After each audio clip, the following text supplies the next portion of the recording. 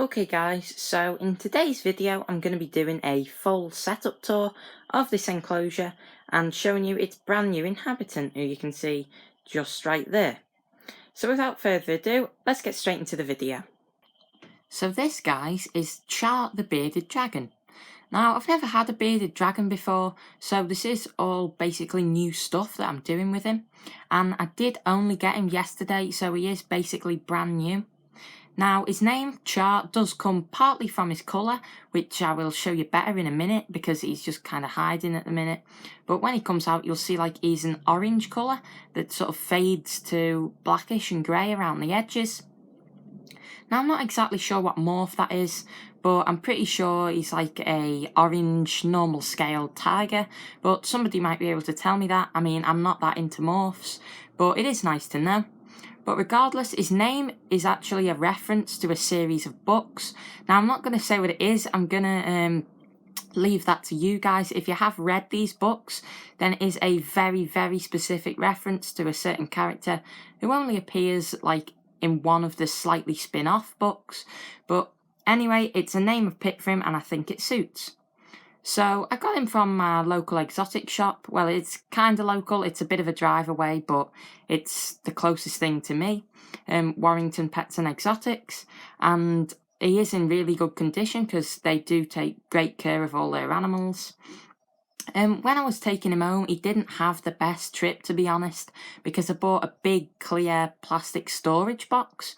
And in hindsight, I wish I'd have brought something to put over it, because I was holding him in the car and every little movement outside, like when the car stopped at the traffic lights and then we started going again, and if like a tree went overhead, he was going absolutely nuts, which was not the best. His beard was going jet black and he obviously wasn't enjoying it. So when I put him in his cage, I thought it would be best to just leave him alone and he'd probably be quite afraid for a while. But he has very, very quickly come out of his shell, and within 5 minutes of putting him in, he did go over to his veg dish and started eating some kale. So that was really good. Yesterday he also ate 6 dubia roaches, 5 Mario worms and 5 mealworms. Now, I'm not really sure exactly how much I should be feeding him, because on the internet people say for juvenile bearded dragons, he is CB17, but he's not that old, so I'm guessing he was probably born in December, although I'm not exactly sure. So he still is relatively young, just not a hatchling, but I'm not sure exactly what ratio of insect matter to veg matter he should be getting, and then in that how much of each he should be getting each day. So yesterday what I fed him felt like a lot, because I'm used to feeding leopard geckos and crested geckos, which really don't eat that much. But according to the internet, people recommend to be feeding 100 insects a day to a bearded dragon of this size, and that just seems a ridiculous amount to me. So if anybody has kept a bearded dragon and from a hatchling or whatever, then if you could give me any more in-depth information regarding feeding, then that would be really helpful. So another thing that I'm actually slightly unsure about is the temperatures that he requires. So according to all my research, which I've done over a long time, because I always like to research things in depth, the basking spot for a bearded dragon should be up between 40 degrees Celsius and 45 degrees, going off to room temperature at the far end of the cage, so that they can pick what temperature they like. But according to the pet shop that I went to and bought him, they recommend much lower temperatures for the hotspot, somewhere between 34 and 39 degrees, which is significantly lower. Now, because so many websites had told me that 40 to 45 was what they needed, I'd initially tried to go with those temperatures, but it was just completely heating up the entire viv, and the cool end was as high as 30 degrees, and that obviously wasn't going to be that good for him.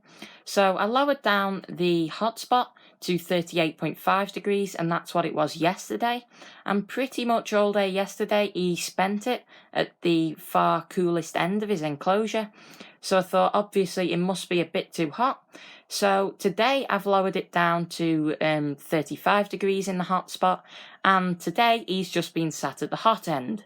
So I'm not really sure whether he's just settling in and this is me being a bit overprotective with these temperatures, but if anybody, again, has kept a bearded dragon for a while and they know what temperatures their beardie likes, then do let me know and I will try and see if those work for him. So I've now removed you from the tripod just so that we can get a better look at his setup.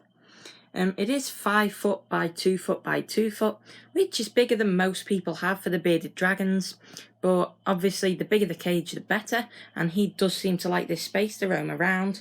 It's obviously sterile at the minute because it is a quarantine setup, but I will be doing a bioactive one for him in a couple of days, and in that video I'll explain the plan, why I've actually got 2 vivariums in here at the minute as opposed to just 1.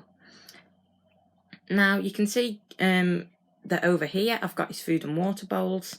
He hasn't touched any of his veg today, which is not really concerning given that it is his first full day with me today.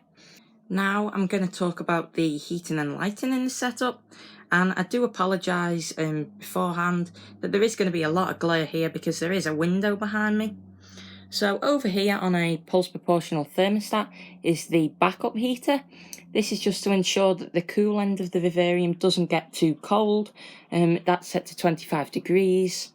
Then as we whiz over here, you can see Char back there. This is his basking ceramic heat emitter. This is on a Habistat digital dimming thermostat, and that's set to 35 degrees on this probe right here. Now I have done a review of the Habistat digital dimming thermostat, and I did give it a lot of praise, but with this one it doesn't seem to be doing as good a job, because the set point for that probe is 35 degrees, and when I actually measured that with a thermometer, infrared one, it was saying that the temperature there was about 40, so I'm not sure it's exactly right, and that might be why I'm having a bit of trouble with the temperatures here. You can see I've got a digital thermometer right there, and that is reading 35.2, if you can see that, and that is obviously further away than this probe. But anyway, in terms of lighting, I have got the light behind the front runner, or the top runner, sorry, and it's a Arcadia T5 14% dragon lamp. So in this next shot I'm going to try feeding Char. Obviously I can't feed him and control the camera at the same time, so I do apologise if the camera work here isn't the best, but I've got 20 crickets dusted with Arcadia Earth Pro A, so let's see if he's hungry and he's going to eat them.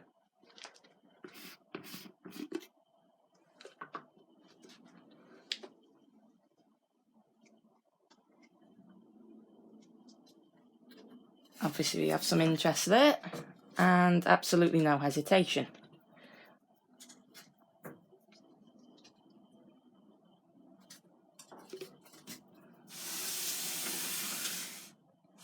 So I'll remove you from the tripod now, so you can see him here. He has got that obviously very burnt look, although his tail is in shed.